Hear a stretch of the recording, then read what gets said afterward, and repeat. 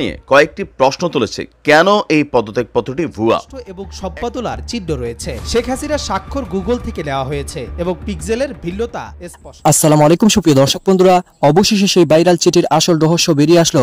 দর্শক বন্ধুরা, এতদিন যে পদত্যাগপত্র নিয়ে সোশ্যাল মিডিয়া জ্বর উঠেছিল, তবে শেষ পর্যন্ত সেই পদত্যাগপত্রটি সম্পূর্ণ ভুয়া তা ইতিমধ্যে স্পষ্ট হয়ে উঠেছে।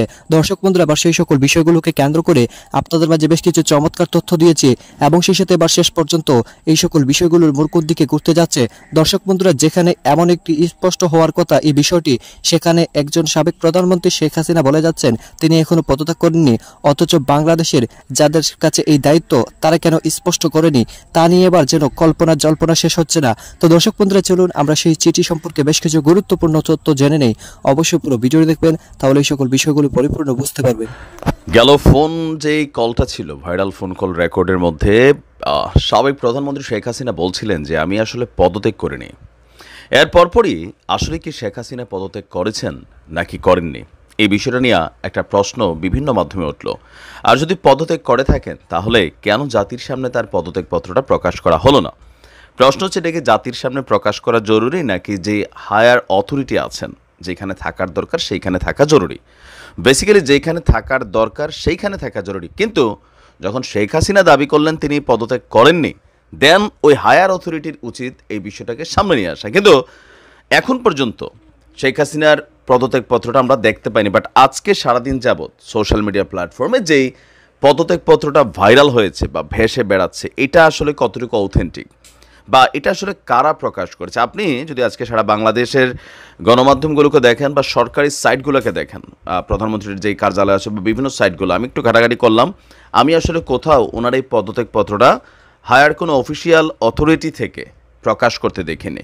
এটা বেসিক্যালি সোশ্যাল মিডিয়াতে বিভিন্ন জনপ্রিয় যে কন্টেন্ট ক্রিয়েটাররা আছেন তাদের বিভিন্ন জায়গা থেকে এটাকে প্রকাশ করেছেন, মুহূর্তের মধ্যে মানুষ বিশ্বাস করে নিচ্ছে।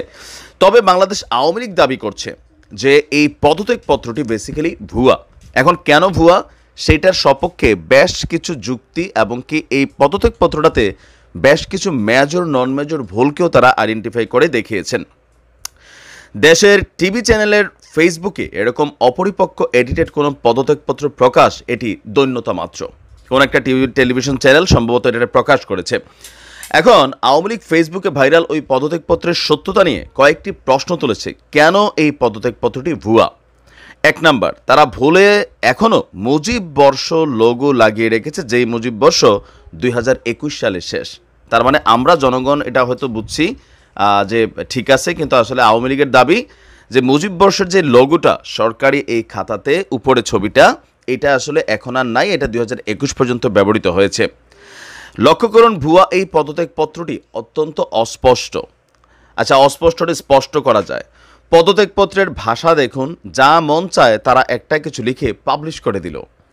নাম্বার 4, শেখ হাসিনার স্বাক্ষরটিও গুগল থেকে নিয়েছে, যাতে স্পষ্ট দেখা যাচ্ছে মূল পেজের সাথে স্বাক্ষরের অংশের যে পিক্সেল আছে সেটার পার্থক্য, মানে একটা জিনিসের উপর আরেকটা জিনিস পট্টি মারলে যেটা হয়, আওয়ামী লীগ দাবি করছে এটা। 5ই আগস্ট ছিল 21শে শ্রাবণ, পদত্যাগপত্র দেওয়া সেটা হচ্ছে 20শে শ্রাবণ।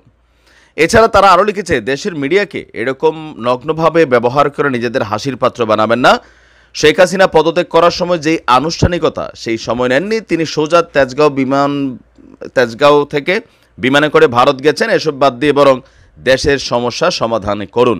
এখন এটা আরও একটা কোটি টাকার প্রশ্ন হয়ে গেল সামনে।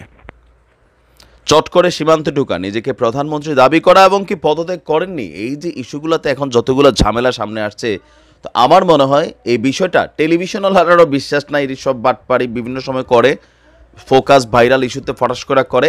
আর আমরা যারা কন্টেন্ট ক্রিয়েটার, আমাদেরও আসলে এতটা বিশ্বাসের কোনো সুযোগ নেই। তবে আমার মনে হয় এই বিতর্কটা জনমনে একটা আতঙ্ক তৈরি করতেছে। আওয়ামী লীগের নেতাকর্মীরা যেমন উজ্জীবিত হচ্ছেন, অপরদিকে সরকারে থাকা বা বিপরীত দলে থাকা বিভিন্ন নেতাকর্মীরা তারাও এক ধরনের স্ট্রেস নিচ্ছেন।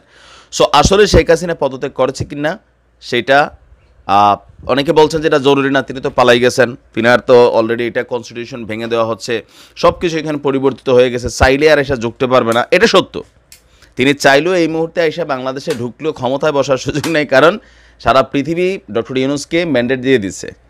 তো তারপরেও এই পদত্যাগপত্রের ইস্যুটার সমাধান হওয়া দরকার। আশা করি যারা সরকারের অথরিটি আছেন তারা বিষয়টাকে প্রকাশ করবেন। ভালো থাকুন। শেখ হাসিনার পদত্যাগপত্র কি ভুয়া? এ প্রশ্নই যেন এখন সবার মুখে। সম্প্রতি শেখ হাসিনার একটি পদত্যাগপত্র ফেসবুকে ভাইরাল হয়েছে, যা নিয়ে ব্যাপক বিতর্ক সৃষ্টি হয়েছে। পদত্যাগপত্রটি গত ৫ আগস্ট তারিখের বলে দাবি করা হলেও আওয়ামী লীগ এই পদত্যাগপত্রকে ভুয়া হিসেবে উল্লেখ করেছে। আওয়ামী লীগের ভেরিফাইড ফেসবুক পেজ থেকে দাবি করা হয়েছে যে পদত্যাগপত্রটি এডিটেড এবং বাস্তবতার সঙ্গে এর কোনো সম্পর্ক নেই। আওয়ামী লীগের পক্ষ থেকে বেশ কিছু যুক্তি দিয়ে বলা হয়েছে কেন এই পদত্যাগপত্রটি ভুয়া। পদত্যাগপত্রে মুজিব বর্ষের লোগো ব্যবহার করা হয়েছে, যা ২০২১ সালে শেষ হয়েছে। পদত্যাগপত্রটি অস্পষ্ট এবং সম্পাদনার চিহ্ন রয়েছে। শেখ হাসিনার স্বাক্ষর গুগল থেকে নেওয়া হয়েছে এবং পিক্সেলের ভিন্নতা স্পষ্ট। তারিখের ক্ষেত্রে ভুল রয়েছে। ৫ আগস্টের পরিবর্তে ২০ শ্রাবণ উল্লেখ করা হয়েছে, যখন ৫ আগস্ট ছিল ২১ শ্রাবণ। আওয়ামী লীগ এই পদত্যাগপত্রকে গুজব হিসেবেও চিহ্নিত করছে এবং দাবি করছে যে শেখ হাসিনা আনুষ্ঠানিকভাবে পদত্যাগ করেননি। যদিও শেখ হাসিনা গত ৫ আগস্ট সামরিক বাহিনীর একটি হেলিকপ্টারে বোন শেখ রেহানাকে নিয়ে ভারতে চলে যান। তার একটি ফোনালাপে দাবি করা হয়েছে যে তিনি এখনো বাংলাদেশের নির্বাচিত প্রধানমন্ত্রী। তো দর্শক বন্ধুরা, আপনারা এই পুরো ভিডিওটি দেখে এবং সেই সাথে এই সকল তথ্যগুলো জেনে অবশ্যই বুঝতে পেরেছেন এবার শেষ পর্যন্ত সেই চিঠিটিও সম্পূর্ণ ভুয়া রূপে রূপান্তরিত হয়েছে এবং স্পষ্ট হয়ে উঠেছে এই চিঠি সেখানকার পদত্যাগপত্রের কোনো চিঠি নয়। তো দর্শক বন্ধুরা, তবে শেষ পর্যন্ত বাংলাদেশের এমন পরিস্থিতি এবং সেই সাথে এই সকল বিষয়গুলোর শেষ কোথায় হচ্ছে। তো দর্শক বন্ধুরা, আপনারা পুরো ভিডিও দেখে এবং সেই সাথে এই সকল তথ্যগুলো জেনে আপনাদের কাছে কি মনে হচ্ছে? তবে কি এবার শেষ পর্যন্ত মোড় অন্যদিকে ঘুরতে যাচ্ছে, যেখানে এই পদত্যাগপত্রটিও সম্পূর্ণ ভুয়া প্রমাণিত হয়েছে? তাহলে কি সবকিছুই ভুয়া এবং সেই সাথে শেষ পর্যন্ত কি অন্যদিকে মোড় ঘুরতে যাচ্ছে? চলুন। তো দর্শক বন্ধুরা, আপনারা পুরো ভিডিও দেখে এবং সেই সাথে এই সকল বিষয়গুলো জেনে আপনাদের কাছে কি মনে হচ্ছে অবশ্যই কমেন্ট করে জানিয়ে দিবেন। তো দর্শক বন্ধুরা, ভালো থাকুন, সুস্থ থাকুন।